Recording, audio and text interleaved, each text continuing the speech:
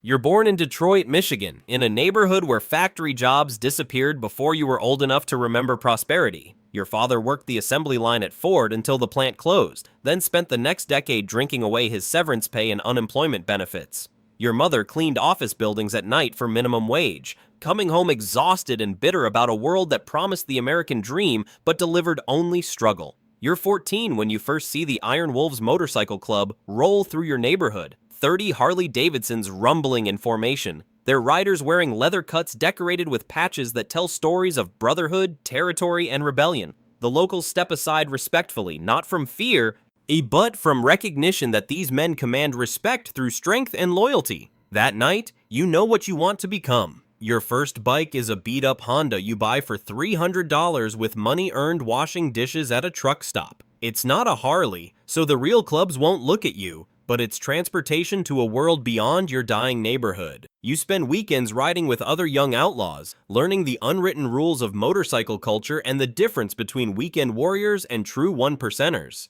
The Iron Wolves notice you when you're 18, working as a mechanic and riding a rebuilt Sportster that you've customized with skills learned in your high school shop class. Prospect status comes after you prove yourself in a bar fight, and standing with Iron Wolves members against a larger group from a rival club. You take a beating but don't back down, earning respect and an invitation to join the Brotherhood. Prospecting is a year-long test of commitment and obedience. You run errands, maintain members' bikes, and prove your loyalty through increasingly dangerous tasks. The club needs someone to transport packages across state lines. You don't ask what's inside the sealed boxes, you just drive carefully and deliver on time. When law enforcement questions you about club activities, you say nothing and spend 3 days in jail rather than cooperate. Your patch-in ceremony happens at the club's annual gathering, where hundreds of Iron Wolves from across the country come together to conduct business and celebrate brotherhood. You receive your full colors, the sacred 3-piece patch that identifies you as a member of the most feared motorcycle club in the Midwest. The older members explain that you now belong to something bigger than yourself, a family bound by loyalty unto death. The club's revenue streams are diverse and lucrative. Legitimate businesses include motorcycle repair shops, bars, and custom bike building operations that generate legal income and provide cover for other activities. Less legitimate operations involve moving drugs, weapons, and stolen goods through networks that span multiple states.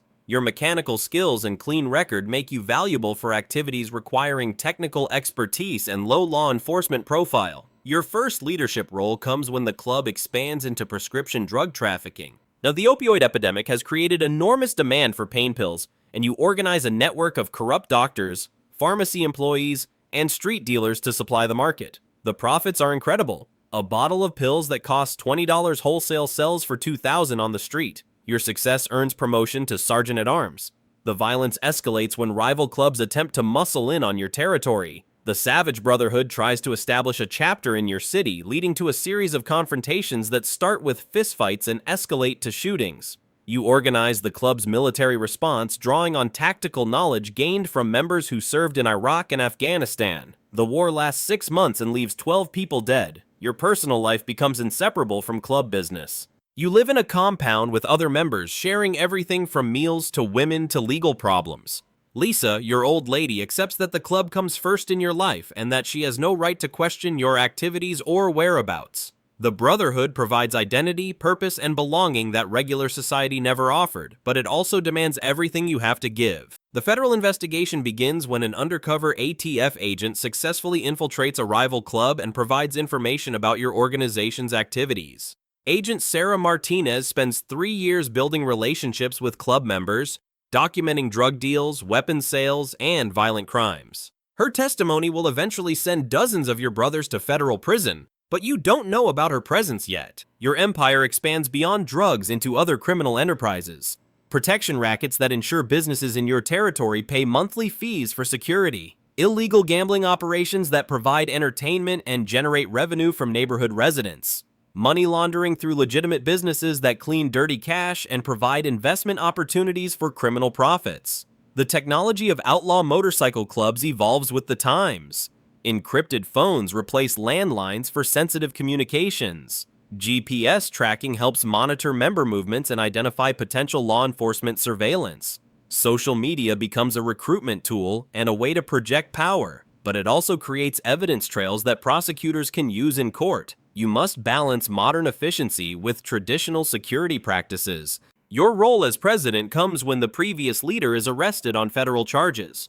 The transition requires approval from national leadership, but your reputation for violence and business acumen makes you the obvious choice. You now control 500 members across 15 chapters, managing criminal operations worth $50 million annually while maintaining the club's reputation for brotherhood and loyalty. The responsibilities of leadership extend beyond criminal enterprise to member welfare and family support. When a brother is killed in a motorcycle accident, you organize the funeral and ensure his family receives financial support. When another member's son needs surgery the family can't afford, club resources cover the medical bills. You're not just running a criminal organization, you're leading a community that takes care of its own. International expansion begins when Mexican cartels approach you about transportation services. They need reliable partners to move drugs through American distribution networks, and your club's reputation and infrastructure make you attractive partners. The profits are enormous, but so are the risks. Cartels don't tolerate failure or betrayal, and their methods of enforcement make even outlaw bikers nervous.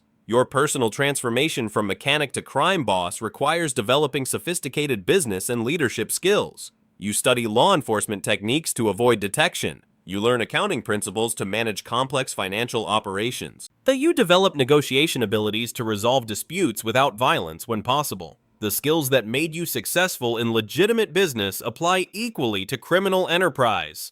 The psychological pressure builds as federal agents increase surveillance and pressure on your organization. Your phones are tapped, your movements monitored, your associates questioned regularly. Paranoia becomes a survival tool as you identify and eliminate security risks within the club. Some brothers can't handle the stress and develop drug problems or mental health issues that threaten operational security. Your family relationships deteriorate under the weight of criminal leadership. Your mother refuses to see you, ashamed of what you've become. Your sister changes her name and moves across the country to escape association with your reputation. It's the only family you have left is the club, which becomes more important as traditional relationships fail. The betrayal comes from your most trusted lieutenant, Bobby Tank Morrison, who gets arrested on state charges that would send him to prison for life. Rather than face 30 years behind bars, he agrees to cooperate with federal investigators in exchange for witness protection and a reduced sentence.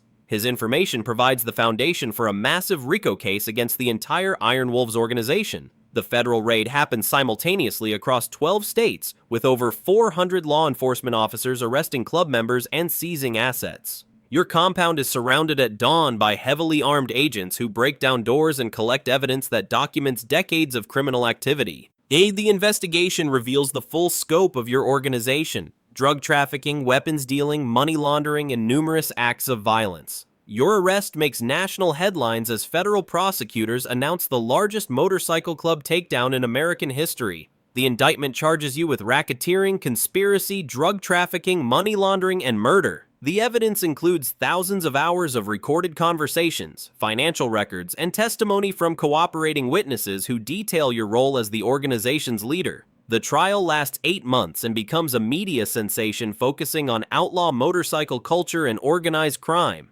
Prosecutors portray you as the leader of a violent criminal enterprise that terrorized communities and corrupted legitimate businesses. The defense argues you're being prosecuted for your association and lifestyle rather than specific criminal acts, but the evidence of your leadership role is overwhelming. You're sentenced to life in prison without possibility of parole under federal racketeering statutes. The judge notes that your organization was responsible for distributing millions of dollars worth of illegal drugs and committing numerous acts of violence. 67 other Iron Wolves members receive sentences ranging from 10 years to life. The club is effectively destroyed as a criminal organization. Prison is an education in powerlessness. You're housed in administrative segregation for your own protection, as your reputation makes you a target for both law enforcement sympathizers and rival gang members.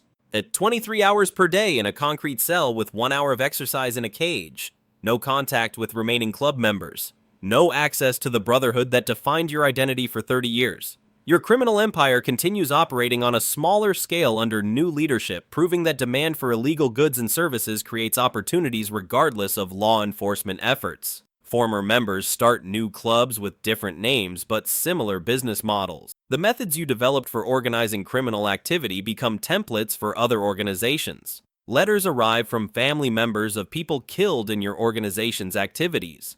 Some express forgiveness and understanding. Others describe the ongoing pain of losing loved ones to drug overdoses or violence connected to your operations. Yet the human cost of your criminal career becomes clear through their words, forcing you to confront consequences you previously ignored. Your health deteriorates rapidly in the harsh environment of federal prison. The stress of solitary confinement, poor medical care, and the reality of never being released takes a physical toll. Hypertension, diabetes, and heart problems develop as your body breaks down under conditions designed to punish rather than rehabilitate. The outlaw motorcycle culture continues evolving without your direct involvement. New clubs emerge with more sophisticated operational security and business practices. International connections expand as globalization creates opportunities for criminal cooperation across borders.